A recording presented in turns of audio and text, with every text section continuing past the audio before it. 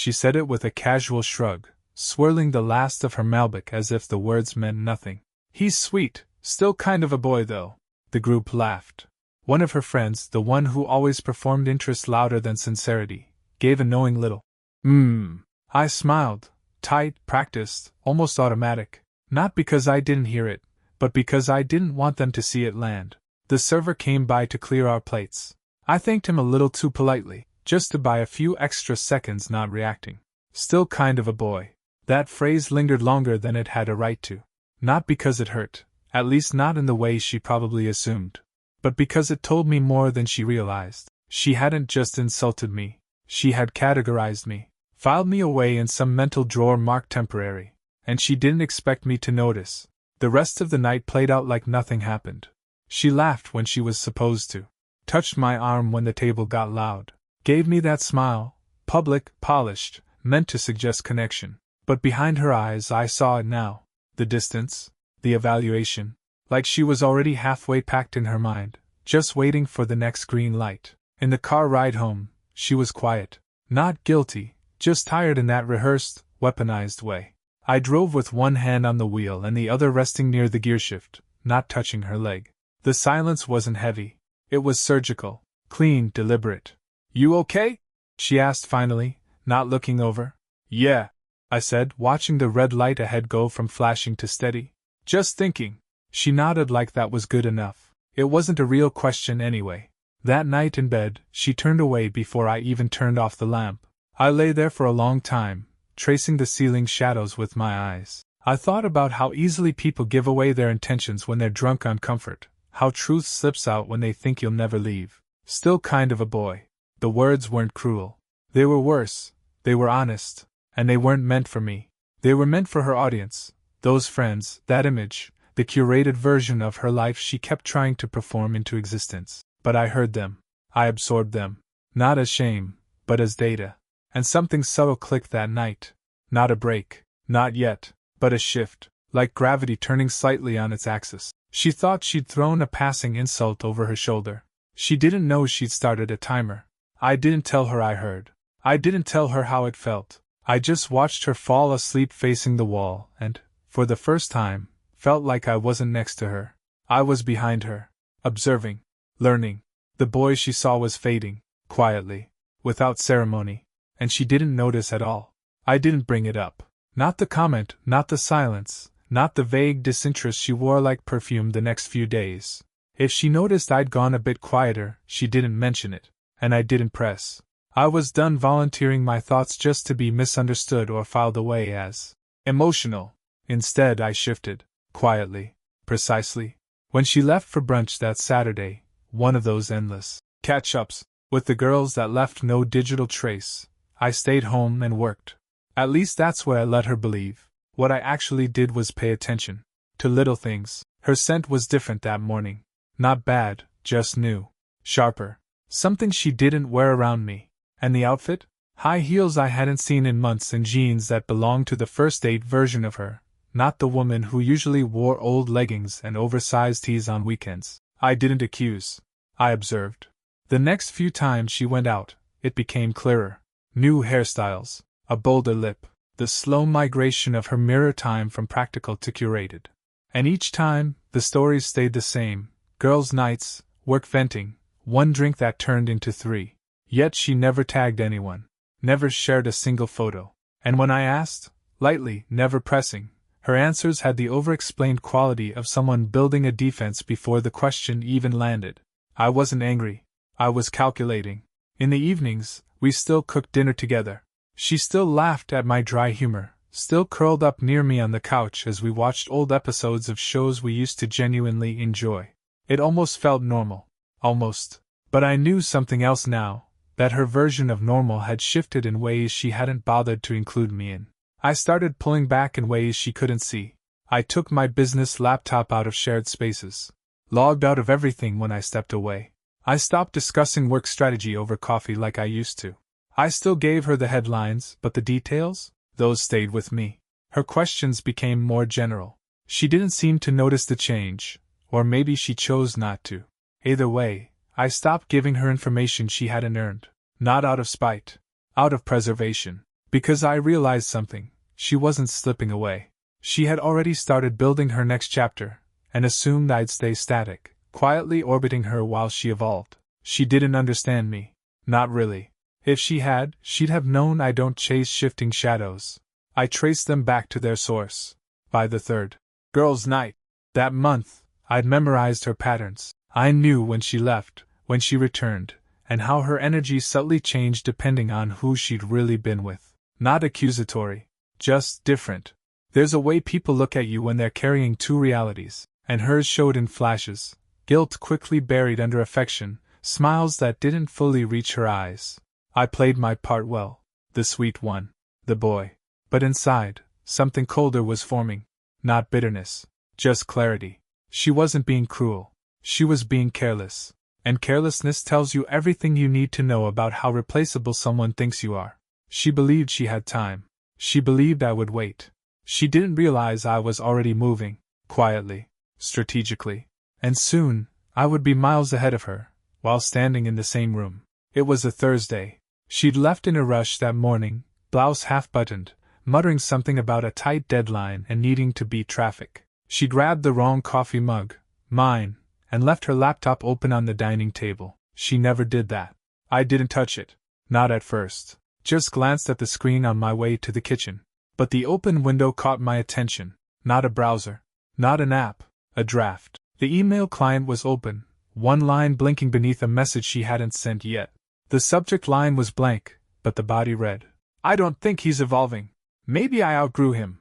My name wasn't mentioned. But it didn't have to be. The phrasing was surgical. Detached. The kind of sentence someone writes when they're trying to convince themselves they're being fair. Maybe even noble. I stepped closer and saw the recipient's address partially autofilled. First name only. Not one I recognized. Male. She hadn't sent it. That's what she'd tell herself later. But that didn't matter. The message had already been delivered, in how she moved, how she spoke, how she'd started carving me out of her future before the ink dried on our present. I didn't close the laptop. I didn't snoop further.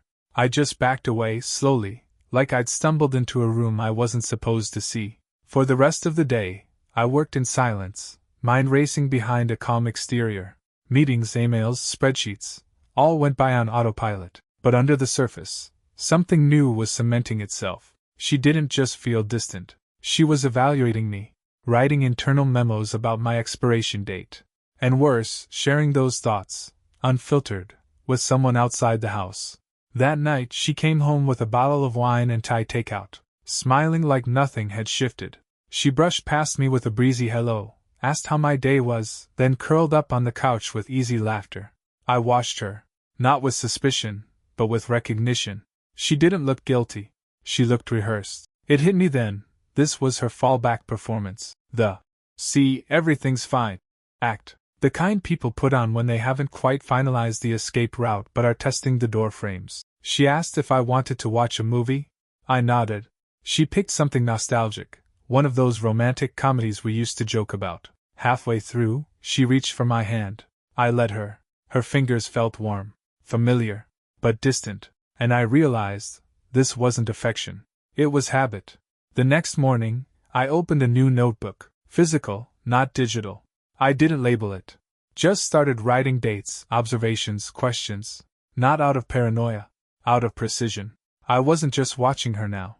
I was tracking the dissonance, the inconsistencies, the quiet betrayals dressed in normal routines. I didn't ask who the man was. I didn't ask if she meant what she wrote. Because I already knew. She was already gone. And I had no interest in begging someone to stay. I was just waiting to see where the trail led next. Because I no longer trusted the surface. I wanted the whole truth, and I'd get it, quietly, on my terms. By the end of that week, I'd stopped thinking like a partner and started thinking like a tactician. The difference is subtle but absolute. Partners ask questions, tacticians collect answers. So I made small adjustments, each one quiet, each one invisible if you weren't looking. First, I changed my business passwords, not because she'd ever accessed them before, but because she could. And I'd started to feel a quiet urgency to reclaim every system she didn't even know she was inside. Next, I opened a private bank account, one without shared notifications. I rerouted a portion of my consulting income through it, nothing major, just enough to create a buffer she'd never notice unless she went looking. And she never did. She assumed I operated the way I always had, openly, transparently, like someone with nothing to protect. Then came the GPS habits. She mentioned a co-working space in passing once, a new spot she liked for solo work sprints. The name stuck with me. I searched it. They had drop-in access, high-end amenities, and, most interestingly, no digital sign-ins. A perfect place to disappear without disappearing. I started driving by it on days she said she'd be at the main office. No stakeouts. Just casual detours during lunch. The second Tuesday I did it, I saw her. Not through the front glass, but in the reflection of a nearby window. She was standing outside, laughing with someone. A man. Well-dressed. Confident posture. The kind of man who smiled without checking if anyone else was smiling too. I didn't stop. I didn't slow down. I kept driving like I hadn't seen a thing. Because I wasn't ready to be seen. Not yet. At home, everything stayed warm. She touched my shoulder as she passed. She left her phone face down but unlocked, an old trick, designed to seem innocent. She gave me a quiet goodnight gesture. I returned it without hesitation. Not out of confusion. Out of control. The next day, I requested a quiet consultation with a legal advisor. Nothing drastic, just information. I wanted to know what was mine, what wasn't, what protections existed if things shifted quickly. The advisor was discreet, unemotional. When I asked about business assets and personal accounts, she didn't flinch. "Are you preparing for something?" she asked finally, tilting her head just slightly. "No," I said calmly. "Just preparing to act quickly if something else is." She nodded. "Smart." I walked out of that meeting with folders, timelines, and a strange sense of peace. Not because I knew everything, but because now I knew enough. That weekend, she suggested a spontaneous dinner. Just the two of us. She smiled too brightly. Talked about travel, about how she felt she'd been out of touch lately and wanted to reconnect. I smiled. I paid. I even reached for her hand across the table. But beneath all that, I wasn't reconnecting. I was reconfirming. She was already in motion, cycling through guilt, projection, and performance. She didn't know I'd stepped out of that dance weeks ago. I wasn't chasing her anymore. I was documenting her departure. It was always the background noise that gave things away, not the foreground. People know how to lie in the spotlight, but in the blurred corners of someone else's story? That's where truth forgets its disguise. A mutual friend had posted an Instagram story from a rooftop lounge downtown. Some new cocktail place with overpriced drinks and moody lighting. I almost skipped through it, until I saw a flicker of her dress. Familiar. Slate blue with an open back she only wore on nights she wanted to feel watched. She hadn't mentioned going out that night. Said she was working late, and maybe grabbing something quick on the way home. But there she was. Not tagged. Not featured. Just accidentally captured in the corner of someone else's frame, blurry but unmistakable. And next to her, him. The same man from the co-working space. The one she laughed with outside like they shared secrets. He wasn't touching her. Not technically. But his arm leaned close, his posture angled toward her like a magnet. She wasn't shrinking away. She was drawn in, comfortably so. It wasn't new. You don't lean like that with someone unless it's already familiar. I didn't take a screenshot. I didn't zoom in. I didn't need to. My brain logged every detail automatically. The date, the location, her lie. The overlay of her voice from just a few hours earlier echoed in my mind. Long day. Might crash early.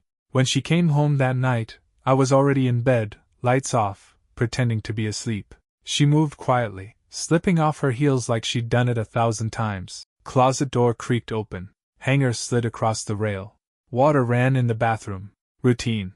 Rehearsed. I kept my breathing steady as she slid under the covers. She didn't reach for me. She never did after nights like this. In the morning, I made coffee like always. She padded into the kitchen in her robe, hair damp, yawning with just the right level of disheveled charm. "You're up early," she said, voice soft. "Didn't sleep much?" I answered, not looking up from the stovetop. She didn't probe. Just poured her coffee, gave my shoulder a light touch, and asked if I wanted anything from the grocery store later. I said no. She left around 10. And I sat there for a long time, staring at my untouched coffee, thinking about the lie beneath her voice. It wasn't just that she'd hidden him. It was that she was good at it. Polished. Comfortable. This wasn't a mistake. This was a pattern. The kind that takes practice, timing, coordination. It wasn't reckless. It was calculated. That realization didn't bring rage. It brought silence. Cold, clean silence that settled in my chest like steel. I started drafting my own list that afternoon. Not of proof. I had enough of that. I was planning my exit. Quiet, controlled, irreversible. I wouldn't burn the house down. I'd simply disappear from it. Let her explain the smoke when everyone asked where I went.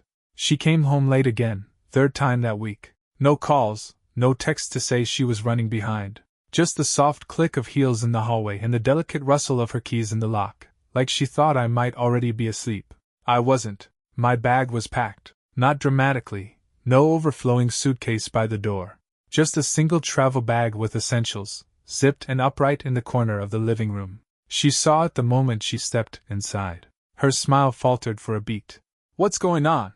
I didn't answer right away. I watched her take in the room, the closed laptop, the switched-off lights, the neatly folded blanket on the couch where I'd sat, waiting. Not stewing. Not spiraling. Preparing. "Who is he?" I asked evenly. She blinked. Just once. Her coat stayed on. Her body went still. "What are you talking about?" "You know who I mean. I saw you with him on that rooftop. The one you never mentioned. The same one from the message draft." She didn't speak right away. That silence said more than anything she could have lied about. When she finally did respond, her voice had that soft, exasperated tremor, meant to sound like hurt, but built from guilt. "You're overreacting. This is exactly why I say you're not mature yet." There it was. That line again. The insult she thought passed as reason. The pivot from truth to performance. I didn't flinch.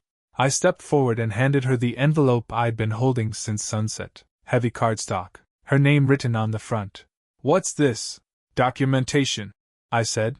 "You'll find a copy of the trust restructure, changes to shared access, and a notice of separation.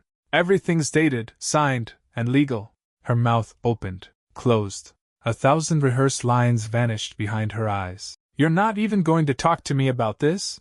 "I did. You just weren't listening. I talked with my silence, and you filled it with someone else." She moved to speak again. Something defensive, maybe tearful, maybe desperate, but I was already walking toward the door. I paused before leaving. Not to make a statement, not to twist the knife, just to mark the end with clarity. "You didn't outgrow me. You stalled. You dressed it up in sophistication, but underneath, you were still chasing attention like it was currency. I stopped being a boy a long time ago.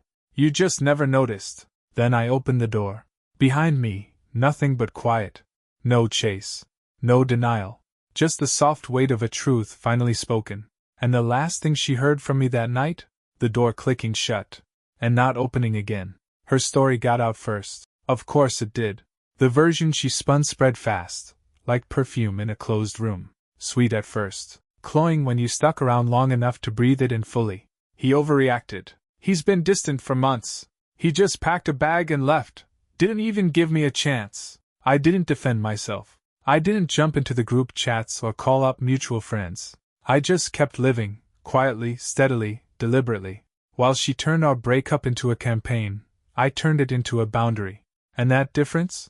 People started to feel it. At first, her narrative played well. Friends who leaned toward drama took her side reflexively. They reposted her sunset quotes and heartbroken captions without asking questions. She was the one who'd been abandoned. I was the ghost. But something subtle began to shift. Because silence, when it's rooted in truth, doesn't crumble.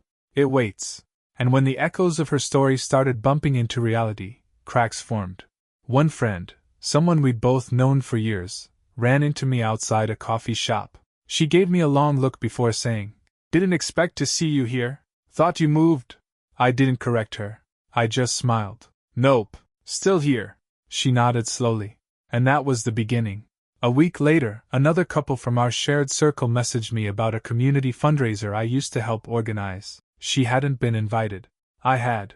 Then came the hesitation in comments under her posts. The subtweets from people I knew had heard both sides. The quiet pattern of unfollowing, not mine but hers. See, here's what she didn't account for. The people we surrounded ourselves with weren't shallow. Some were loud, yes, but not blind. And when they saw me continue with my life, working, creating, showing up, they started asking the questions she'd hoped they wouldn't. Why hadn't she mentioned the other man? Why was her version of events missing specifics? Why had she spun such a rehearsed story before anyone asked for it? Her curated narratives unraveled, not because I exposed her, but because I refused to help her build the lie. That's the thing about silence. It feels like surrender to some.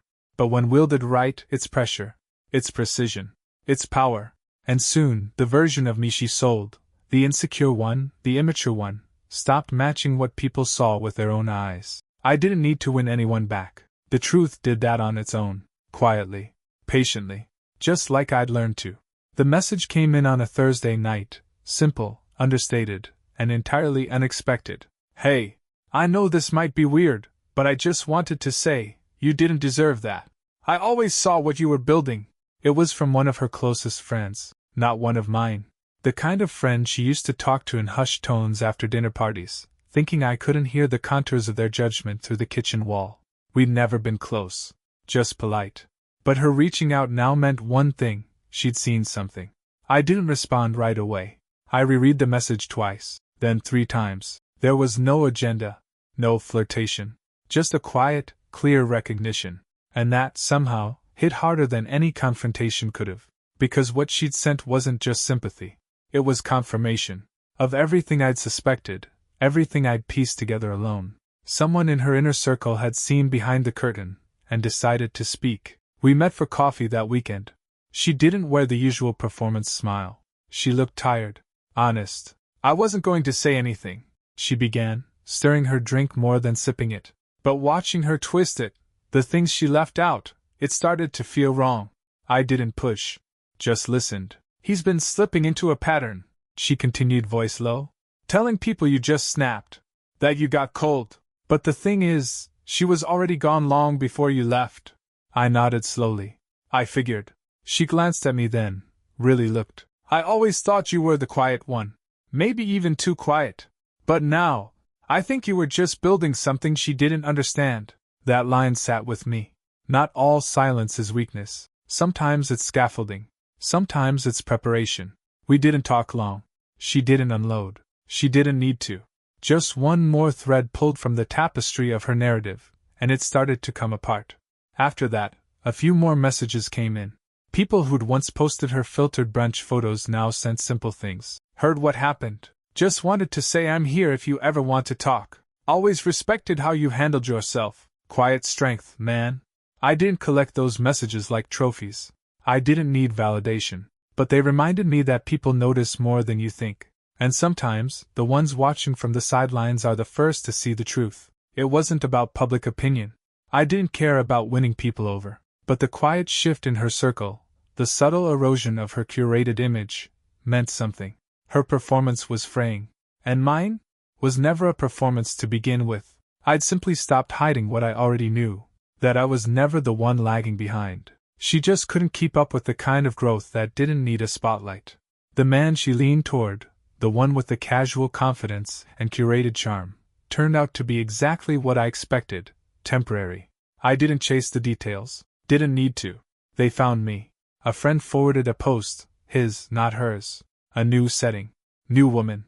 Same smile. Same pose. It hadn't even been 2 months. Her caption the next day was more cryptic than usual. Something about lessons. About finding yourself even when the mirror changes. She was unraveling in poetic fragments, trying to turn fallout into philosophy. But you could feel the cracks. She started showing up in places she used to scoff at. The smaller coffee shops near my office. The bookstore I'd introduced her to years ago but she'd always found too quiet. She lingered by the fruit stand on 9th where we used to walk Saturday mornings, pretending to compare apples she never bought. I saw her once, from across the street. She hadn't noticed me. Just stood there, scrolling, pausing, scrolling again.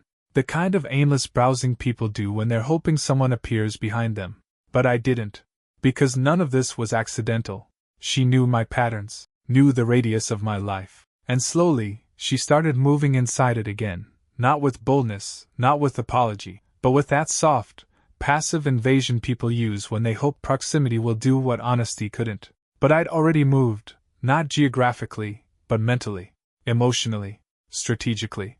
Her followers were still loyal in public. Likes, comments, fire emojis under filtered selfies, but even that had begun to erode. The posts came more often now, each one a little brighter, a little louder. It was the volume of someone trying to silence doubt. Because the man she leaned toward wasn't an upgrade. He was a mirror, shiny on the surface, empty behind the reflection. And when he moved on, he took with him the illusion she'd built around her escape. What remained was a profile. No substance, no anchor. She still lived in the same place, still wore the same gloss of sophistication. But her circle had shrunk. Invitations thinned. Conversations dried out. Not because I said anything, but because people see over time what they missed at first glance. And she kept orbiting the life she left behind, thinking maybe, if she circled close enough, I'd reach out. That I'd mistake proximity for progress. But I didn't. Because absence isn't always neglect. Sometimes it's architecture. And the space I left wasn't a wound, it was a door. One she couldn't re-enter just because she remembered where the handle used to be. The city didn't change. I did. Same building. Same coffee shop on the corner. Same walk to work. But the energy shifted, and not by accident. People who used to glance past me now nodded, spoke, asked for input in meetings where my ideas once went unnoticed. Her absence didn't just create space. It revealed how much of my presence she'd been eclipsing, even subtly, with her volume, her polish, her need to be the center of every room. The neighbors, ones she used to charm with performative sweetness, began inviting me to things. Dinners, meetups, even the occasional rooftop drink. She wasn't included. At work, the shift was even sharper. For months, she'd angled for a promotion, told anyone who'd listen how she deserved it. More responsibility, more visibility, but she never got it. Not because she wasn't capable, she was, but because someone had quietly spoken to HR, months ago. It wasn't vindictive, it was strategic. When I'd started untangling our lives, I didn't just separate finances, I separated risk. I made sure her name was no longer connected to business decisions she hadn't contributed to. And I flagged patterns I could back with documentation, how she'd used company travel for personal detours, how some of her hours didn't match her reports. It wasn't retaliation, it was self-protection. And in protecting myself, I'd illuminated truths she thought were hidden. Her stalled promotion wasn't a punishment, it was a pause for review. She never asked if I was behind it, but she knew. I could see it in the way she stopped wearing her boldest outfits, how her online persona dulled around the edges, how her check-ins near my building became less frequent, like she was trying to ghost herself before anyone else did. Meanwhile, I kept rising. Not loudly, just consistently. The things she once rolled her eyes at, my late-night planning, my slow, steady grind, had become the very structure she now stood outside of, watching, wishing. She messaged once, just a string of mutual updates, nothing dramatic, as if we'd simply drifted. I didn't reply, because regret disguised as casual interest is still regret, and the gravity had flipped. She thought I was the boy she left behind, but it turned out, I was the man building the world she now wanted back into. And that world had no vacancy. It came folded, slid under my door like a middle school apology dressed up in adult handwriting. Cream paper. No envelope. Just a note written in her neat, slightly dramatic cursive. Maybe we could talk. I think we both changed. There were no apologies. No ownership. Just soft framing. The kind of wording designed to feel mutual. Safe. Like we were equals in the fallout. But we weren't. She changed direction. I changed foundation. I sat with the note for a long time, letting the weight of it settle in my hand. Not because I was considering it. I wasn't. But because it marked something final. The moment her narrative collapsed inward. She had bet on my silence as passivity. But silence, in my hands, had been discipline. A quiet architecture. A refusal to argue with someone who still believed performance was substance. I folded the note once more, neatly, and slid it under her own door later that night, unchanged. On top of it, I placed a yellow sticky note with just 4 words. I changed. You didn't. No flourish. No signature. No venom. Just clarity. No reply ever came. I didn't expect one. Because deep down, she already knew.